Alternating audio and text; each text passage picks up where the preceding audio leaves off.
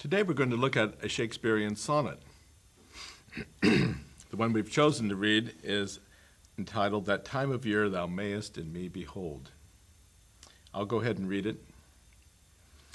That time of year thou mayest in me behold, when yellow leaves, or none, or few, do hang upon those boughs which shake against the cold. Bare ruined choirs where late the sweet birds sang.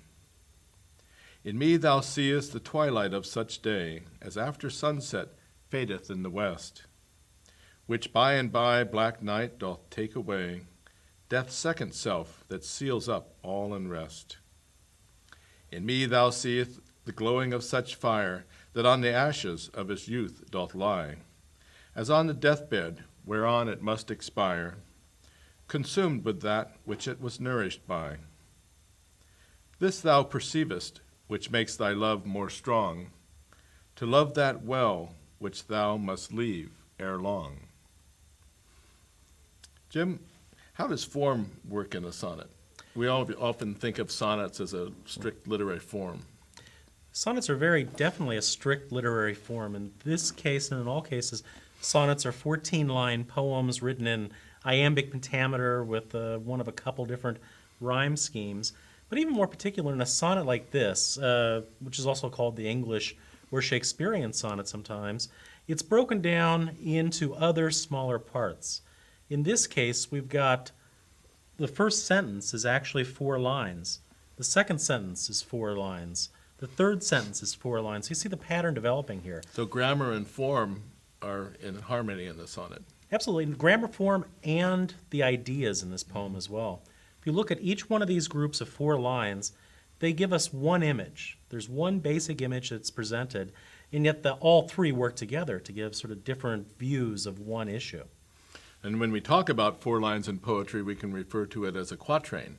Like That's right. quattro in Spanish, it means 4. So there are 3 groups of 4 lines, and then the couplet at the end totaling 14 lines. Heroic couplet, I think is what they call it, because it's written, again, in iambic pentameter, that 10-meter line that you have running throughout this whole poem. Looking at the first image then in the first quatrain, that time of year thou mayest in me behold, when yellow leaves or none or few do hang upon those boughs which shake against the cold. What is the image there that dominates those lines? That's a hard one for anybody on the Central Coast here, because we don't have the 4 seasons that they had in England and much of the rest of the world. But basically saying that time of the year that you can be seeing me is the time of year that most people think of as fall. And not only fall, but more exactly late fall. Yeah. Because the yellow leaves or none, so the trees have turned yellow, but actually the time the sonnet's talking about in this first quatrain is right at the tail end, isn't it? Or none or few do hang. That's a beautiful set of details, isn't it? Just a few leaves hanging on. So we're almost to winter, but not quite. It's like a period of transition. So what does that mean? You wake up in the morning and you say, I'm feeling kind of like fall today. And there's a thou, or the poem is being spoken to someone, right? That's right. You may observe in me, that thou may in me behold. So the time of year is not just the time of year as in a nature poem, it's also a metaphor for the time of life of the speaker of the poem. Which is a typical metaphor that you see in a lot of poetry, right? I am in the fall of my life, the late fall of my life. I'm coming towards the end, and we see that things have changed. And that idea is picked up in the second quatrain. In me thou seest the twilight of such day, as after sunset fadeth in the west, which by and by black night doth take away, death's second self that seals up all unrest. It seems here the language gets very difficult, particularly towards the end of that quatrain, doesn't it? Is he talking about here, in me you see the twilight of such day? What exactly is twilight? It's a very specific reference to a specific time, isn't it? It's that point of time when the sun has gone down, but the light is still... The sun has disappeared, but the vault of the sky is still paler than the darkness. That's right. There's very still close to darkness. There's still a glow. There's still this beautiful energy. In fact, a lot of people think it's the most beautiful time of the day, and photographers strive to take photos of that time of the day. And yet you're right, darkness is right along the edge. It's right almost there.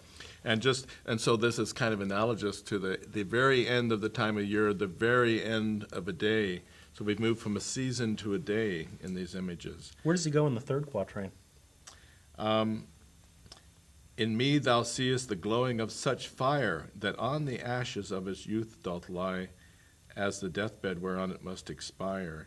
I'm thinking of going into a darkened room and seeing a fire which has been burning, which now only has some coals in it, and there's just a slight glow. So the fire has consumed itself, as it says here. You know, the wood is all burned, and all you have are the glowing coals beneath a slight veneer, a slender veneer of ashes. It's also the best time to cook, though, right? That's when the fire is at its best. As an old wine gets better, is that the idea?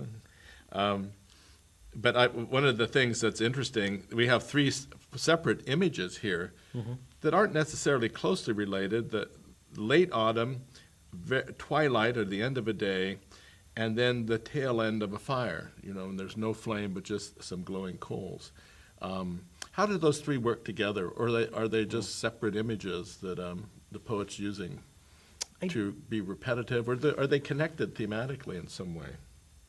I think they are connected thematically, and they're moving from just an external view of the self to something with a little bit more depth. That those final lines of the third quatrain, that on the ashes of his youth doth lie as the deathbed whereupon it must expire.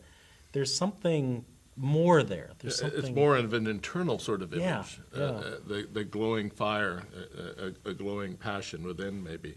And I was thinking, you have a large expanse of time, the year, and That's then right. the next And it narrows image down. is a 24-hour day. So you move from 356 days down to one day, and then down to a fire, which is just a moment in a day. And so the time is like an upside down, like a V, and it comes down to a point where time is getting shorter. The images represent a shortening of time in each case. And I wonder if that adds to that intensity you were talking about. I think so. I think it really does. You have a whole year to wait for autumn, but then you only have a few hours with a fire. And so that's the shortest and most intense image, as you were pointing out. Well, we're almost to the couplet, but I don't think we should talk about it. I think we should see how our students connect the couplet to these three rather complex and interesting and beautiful images that the poem contains. Yes. And think about how the couplet operates, not only in this poem, but in the other Shakespearean sonnets that we may be reading this semester, and see if it does similar things. Good luck. We're looking forward to your discussion.